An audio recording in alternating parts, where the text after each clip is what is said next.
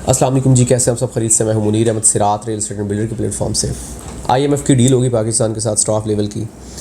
पाकिस्तान को ये यकीन दहानी दिलवा दी गई है कि $3 बिलियन की अमाउंट 9 महीनों में मुख्तलिफ इक़सात में पाकिस्तान को दी जाएगी, जिससे पाकिस्तान को एक कह सकते हैं कि ऑक्सीजन वाला सिलेंडर मिल जाएगा। पाकिस्तानी जो इकॉनमी है वो बेहतरी की तरफ जाएगी। अब ये न्यूज़ आई जिसकी वजह से काफ़ी बेहतर चीज़ें हुई हैं। मतलब अगर हम देखें तो डॉलर की प्राइस में कमी आई है, गोल्ड की प्राइस में कमी आई है। 2,50,000 से डॉलर ने रिवर्स गियर लगाया और आज का जो रेट है वो 2,02,000 रुपये 300 है। इसी तरीके से डॉलर की अगर हम बात करें तो डॉलर 315 से रिवर्ट होके आज अगर हम देखें तो 280 रुपये का जो है ओपन मार्केट में है। अगर हम देखें इंटर बैंक की रेट तो 271 रुपये का रेट है।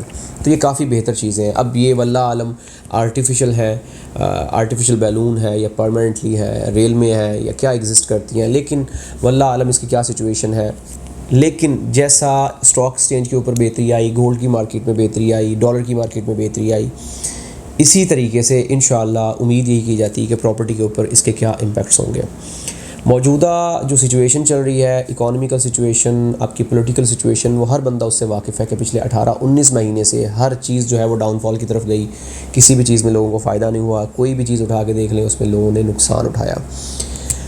अब अगर हम बात करें, जब ओवरऑल बेहतरी आती है तो वो छोटे लेवल की होती है। जब किसी भी चीज़ में बेहतरी आती है तो उसको आहिस्ता आहिस्ता से उसमें ग्रो होती है और आहिस्ता आहिस्ता उसमें इजाफा होता है। हमारी आज की वीडियो प्रॉपर्टी से रिलेट करती है। और अगर हम प्रॉपर्टी की बात करें तो सबसे पहली बात ये कि किसी भी मुल्क में जब बेहतरी होती है तो उसमें जो आम बाशिंदा होता है उसका खुशहाल होना ज़रूरी होता है।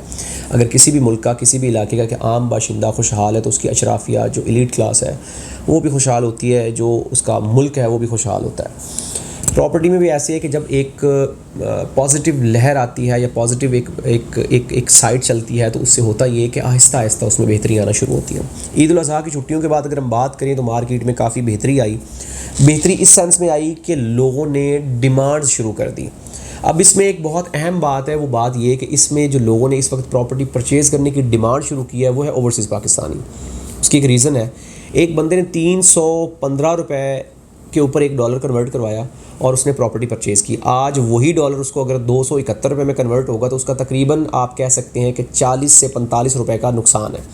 अब 40 से 45 रुपये का पर डॉलर के हिसाब से अगर उसको नुकसान किया जाए तो एक ह्यूज अमाउंट बनती है अगर वो 20,000 या 30,000 डॉलर कन्वर्ट करके यहाँ पे कोई प्रॉपर्टी परचेज़ करता है। तो इस वक्त जो समझदार लोग हैं, जो समझते हैं एक टेक्निकल सिचुएशन को, जो इकोनॉमिकल सिचुएशन को, जो मुल्की सियासी सूरत हाल को समझते हैं, वो लोग अपना पैसा मूव करेंगे, क्योंकि पता है कि डॉलर का रेट हमेशा ये नहीं रहेगा, ऊपर नीचे होता रहेगा। लेकिन अगर वो इस रेट के ऊपर अपनी प्राइस को कन्वर्ट करके प्रॉपर्टी में इन्वेस्ट कर लेंगे तो उनको 3 फ़ायदे होंगे। नंबर 1, उनका डॉलर अच्छे रेट के ऊपर कटेगा। नंबर 2, उनको मुनासिब प्राइस के ऊपर प्रॉपर्टी मिल जाएगी। और नंबर 3, वो अपनी मर्ज़ी की चीज़ अपनी प्राइस के ऊपर ले सकते हैं, क्योंकि तेज़ मार्केट में आप अपनी मर्ज़ी की चीज़ अपनी प्राइस के ऊपर नहीं ले सकते हैं। और पहली बात तो ये है कि आपको अच्छी चीज़ मिलती नहीं है, और अगर मिल जाए तो उसके रेट्स वो होते हैं कि वो डबल से ट्रिपल रेट होके आपको चीज़ें मिलती हैं।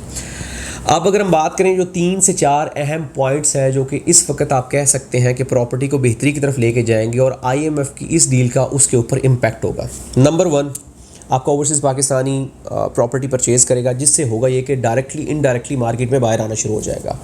मार्केट में जब बाहर आएगा तो मार्केट में तेज़ी आएगी। और दूसरी बात ये कि वो ओवरसीज़ पाकिस्तानी जो पहले पैनिक हो रहा था कि मैं अपनी प्रॉपर्टी बेचूँ और यहाँ से पैसा निकालूँ कि मज़ीद डिवैल्यूएशन ना आए, मुल्क में खसारा या अल्लाह ना करे इसमें जो सिचुएशन चल रही थी डिफ़ॉल्ट की, वो वाली ना सिचुएशन हो जाए। क्योंकि इस वक्त अगर हम 9 महीने की बात करें तो 9 महीने तक ये बात तो कन्फर्म है कि अल्लाह ना करे, अल्लाह कभी ना करे कि पाकिस्तान डिफ़ॉल्ट के रास्ते में जाएगा या कुछ भी। क्योंकि जब तक आईएमएफ पेमेंट देगा तो पाकिस्तान के पास पैसा होगा, चाहे वो एक तरह से कर्ज़ ही है, हम कर्ज़ लेके कर्ज़ उतार रहे हैं, लेकिन इससे होगा ये कि एटलीस्ट चीज़ें चलना शुरू हो जाएंगी और लोगों का एतमाद रहेगा। बहुत सारे लोग जो कि मुख्तलिफ ममालिक से ताल्लुक़ रखते हैं, कंपनीज़ हैं, फर्म्स हैं, वो आईएमएफ के कर्जा देने की वजह से एतमाद का इजहार करती हैं और अपना पैसा इस मुल्क में इन्वेस्ट करेंगी, चीज़ें परचेज़ करेंगी, चाहे कुछ भी करें, चाहे इसमें अपना कोई स्टेक्स लगाएं या कुछ भी करें, वो पैसा लगाएंगे जिससे पैसा पाकिस्तान में आएगा। नंबर 2, आपका बायर आने की वजह से आपका सेलर भी कम होगा। क्योंकि एक मिसाल के तौर पे एक बंदा है जिसने प्रॉपर्टी ऑलरेडी परचेज़ की हुई, जब उसको पता चलेगा कि सिचुएशन ये है, ज़ाहिरी बात है सेलर हो या बायर हो, दोनों कैटेगरीज़ में लोग ऐसे होते हैं जो कि समझ बूझ रखते हैं, जिनको एंट्री और एग्जिट टाइम का पता होता है। अब होता ये है कि जब वो लोग अपनी इस प्रॉपर्टी को होल्ड कर लेते हैं तो उससे डबल फ़ायदा होता है मार्केट का। इन एक्चुअल बायर ज़्यादा होना शुरू हो जाता है, सेलर कम होना शुरू होता है, और मार्केट डिमांड एंड सप्लाई पे फ्लक्चुएट करती है। डिमांड ज़्यादा, प्राइस ज़्यादा, डिमांड कम, प्राइस कम। डिमांड ज़्यादा होगी तो ऑब्वियसली उसकी प्राइस भी ज़्यादा होगी, और अगर सप्लाई ज़्यादा होगी तो उसकी प्राइस भी कम होगी।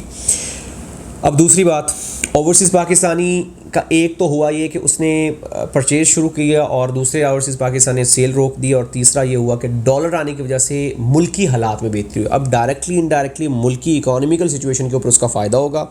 डॉलर बाहर से पाकिस्तान में आएगा, पैसा आएगा, फरवानी होगी, कारोबार के मौके होंगे, खुशहाली आएगी, चीज़ें सस्ती होना शुरू हो जाएंगी, बेहतरी होनी शुरू हो जाएगी, लोगों के पास बाइंग कैपेसिटी बढ़ना शुरू हो जाएगी। एक छोटे लेवल का बंदा जिसके पहले हैंड टू माउथ था, उसके पास सेविंग होना शुरू हो जाएगी, और वो अपनी सेविंग से प्रॉपर्टी की तरफ आएगा, जिससे मार्केट में मज़ीद बाहर आएगा।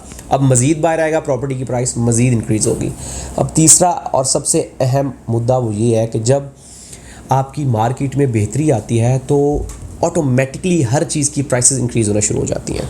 अब ये एक पॉजिटिव वे में अगर हम देखें तो पिछले 18-19 महीनों से हर एक चीज़ की प्राइसेस इंक्रीज़ हुई, चाहे वो डॉलर की प्राइस इम्पैक्ट हुई, चाहे वो आपकी सियासी, चाहे वो आपकी इकोनॉमिकल सिचुएशन उसके ऊपर इम्पैक्ट किया, लेकिन हुआ ये कि हर चीज़ की प्राइस इंक्रीज़ हुई।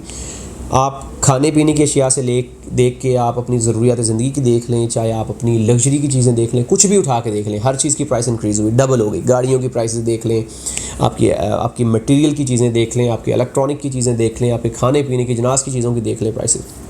लेकिन अगर प्राइस इंक्रीज़ नहीं हुई तो वो प्रॉपर्टी की इंक्रीज़ नहीं हुई। अब उसकी एक आम और सिंपल सी जो एग्जांपल वो ये है कि प्रॉपर्टी को बाय करने वाले लोग लिमिटेड हैं। वो 17 से 18% लोग ऐसे हैं जो प्रॉपर्टी परचेज़ कर सकते हैं, और वही प्रॉपर्टी को घुमाते हैं। अब जब उन लोगों ने देखा कि यार प्रॉपर्टी डेफिनेटली एक बंदा या तो कारोबार के लिए परचेज़ करता है या फिर अपनी बेसिक नीड के लिए करता है। अब कारोबार वाले लोगों ने कहा कि यार अभी प्रॉपर्टी रुकी हुई, लिहाजा इस यहाँ से पैसा निकाल के कहीं और डाल लें।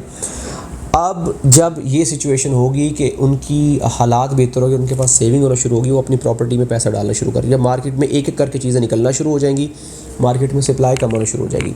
हर बंदा जो पाकिस्तान में रहता है, पाकिस्तान से बाहर रहता है, वो बंदा प्रॉपर्टी में इन्वेस्ट करेगा, जिसकी वजह से चीज़ें बेहतर होंगी। अब मार्केट को अगर हम उल्टी साइड पे लेके जाएं, मार्केट में डाउनफॉल आने की भी वजह यही थी कि एक एक करके बंदा निकलना शुरू हुआ, और निकलते निकलते सिचुएशन ये होगी कि मार्केट में सिर्फ सेलिंग ही सेलिंग होगी, हर बंदा सेल करने वाला आ गया। बायर खड़े नहीं था मार्केट में, और बायर ना खड़े होने की वजह से मार्केट धड़म से नीचे गिर गई, और 18-19 महीनों में मार्केट का वो बेड़ा गर्क हुआ कि मार्केट बिलो द लाइन जाके चीज़ें ट्रेड होना शुरू हो गई। अब इसी तरीके से इंशाल्लाह बेहतरी आएगी, आहिस्ता आहिस्ता चीज़ें ईंट के साथ ईंट जुड़ती जाएगी और ये एक दीवार बन जाएगी, और इंशाल्लाह इससे बेहतरी, हमेशा बेहतरी की उम्मीद करनी चाहिए, पॉजिटिव सोचना चाहिए। अल्लाह ताला की ज़ात आपका हामी व नासिर हो। हर एक चीज़ का बेहतरी सोचने से ही बेहतरी की तरफ जाती है। उम्मीद यही की जाती है कि अभी जैसा कि मुख्तलिफ़ सियासी जमातों ने इलेक्शंस कैंपेन भी स्टार्ट कर दिए, जलसे जुलूस भी स्टार्ट कर दिए, और इंशाल्लाह उम्मीद यही की जाती है कि इस साल के एंड तक ये मामला सारे स्मूथ हो जाएंगे, और एक कोई भी हुकूमत आके बैठ जाएगी जिसकी वजह से मार्केट में स्टेबिलिटी आएगी, लोगों का इत्मीनान बहाल होगा, और लोग अपना पैसा इन्वेस्ट करेंगे। इंशाअल्लाह 2023 का एंड जो है वो प्रॉपर्टी के लिए मौजू और आप कह सकते हैं कि कामयाब तरीन जो है वो टाइम होगा, टाइम फ्रेम होगा।